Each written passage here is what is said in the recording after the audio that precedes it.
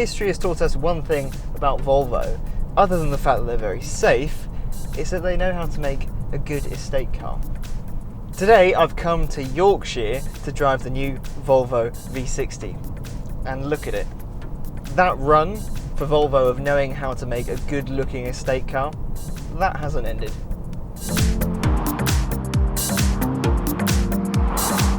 Now make sure you subscribe, make sure you click the bell icon next to our channel name, make sure you like this video, make sure you comment, and make sure you visit newmotoring.com. This is the all new Volvo V60, and today I'm in beautiful, beautiful Yorkshire.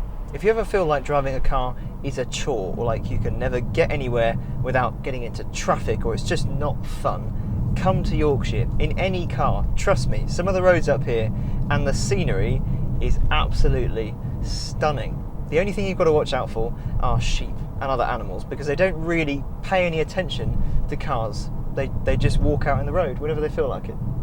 Now about this V60, firstly, look at it. They've smashed it out of the park, Volvo. Well done. It is a gorgeous, gorgeous looking car. I really, really like it. One line I really like in particular is the line that goes above the rear wheels. It's just a really sharp, bold line that sticks out from the wheel arch. Another thing I really like are the Thor's hammer headlights. They actually referred to that in the presentation today as Thor's hammer headlights. How cool is that? There will be 4 models to choose from. There'll be Momentum, there'll be Inscription, R-Design and Cross Country. And while this car and all the cars on sale at the moment are front wheel drive, there will also be all wheel drive and hybrid models coming soon. On the inside, it follows on from the XC90 and the XC60 and the XC40 and the S90 and the V90. It's a much simpler interior than the old V60. They're just fewer buttons. Volvos of old, while they were beautifully designed, actually as car interiors began to get a bit simpler, the Volvo interior started to feel, well, quite old really, because there was so much going on. In this, they've stripped it back.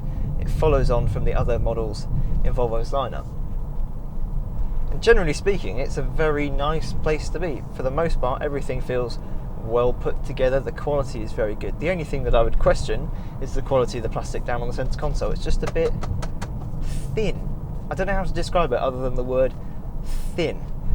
What I like is that behind the wheel, it feels like a smaller V90. The V90 is quite a big car. I like the fact that this physically feels smaller on the road. The only trouble is, again, it's related to that centre console. Not the quality, but just the height of the centre console. The driving position, for the most part, is very good. You can move the wheel quite a bit, you can move the seat quite a bit, but this centre console, when you're changing gear, it's just very high. So you either have to put your arm well above the centre console and change gear like that, which is fine, or put your arm right next to your body, tuck it in to the side of your stomach basically, and then change gear like that. It just gets in the way.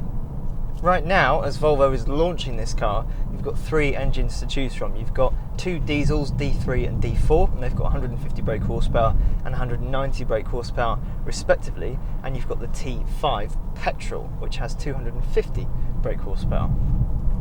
The D3 and the D4, they can both be had with either 6-speed manual gearboxes or 8-speed automatics, whereas the T5, that is only available with the 8-speed auto.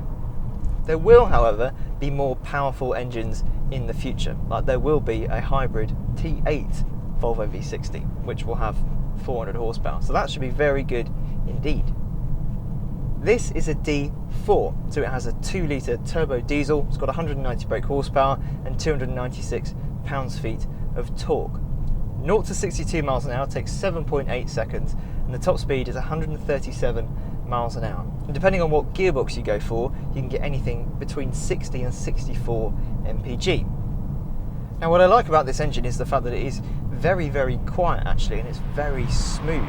The only trouble is, low down below 2000 RPM, sometimes it just doesn't feel like it has 296 pounds-feet of torque. It doesn't feel particularly torquey. And considering this is a diesel estate car, I would have felt like I had a bit more urgency from lower revs. The gearbox is a 6-speed manual in this car, and aside from the fact that the centre console is a little bit high, as I said, so your elbow keeps bashing on it if you're trying to change gear, it's okay, but not the best. actually moving the gear lever itself, the movement is quite short, but moving it, you don't really know what gear you're going into, to be honest. Like going from 4th up to 5th and 6th and 6th down to 4th, it just feels a little bit vague. It's quite notchy. I don't necessarily know what gear I'm going into, particularly with 4th and 6th, moving between the two. Now the new V60 is built on Volvo's scalable product architecture, and it's a new underpinnings basically that goes into the S90, the V90, the XC60 and the XC90. This car weighs 1,650 kilos, thereabouts, and all of the models in the V60 range at the moment weigh about 1,650 kilos. And what I like sitting behind the wheel is actually it doesn't feel that heavy. 1,650 kilos for a big estate car like this isn't that bad at all, but it still doesn't feel like it's that heavy. Now the suspension is actually quite firm, but it's firm in a nice way. It doesn't roll around all over the place, but there's still enough suspension travel that when you get to a bumpy road surface, it soaks up the bumps. That stiffness just means there's a little bit more precision, I think, than I was expecting. You can get adaptive dampers, although this car doesn't have those, and when the R-Design model arrives, and it will arrive very, very soon, that will have slightly stiffer suspension anyway, so I will be looking forward to trying that. The brakes have actually got really nice pedal feel. I'm really surprised. But the steering could be, I think, the weakest part of the package dynamically, because just off centre, just when you're making small adjustments to the wheel, it feels very electric. This is an electromechanical steering system, like a lot of new cars nowadays, and they're getting much better at replicating fully hydraulic systems. But here, with small adjustments of the wheel, it just feels very elasticy, very delayed in its response. Once you get a bit more steering on though, it's a lot better.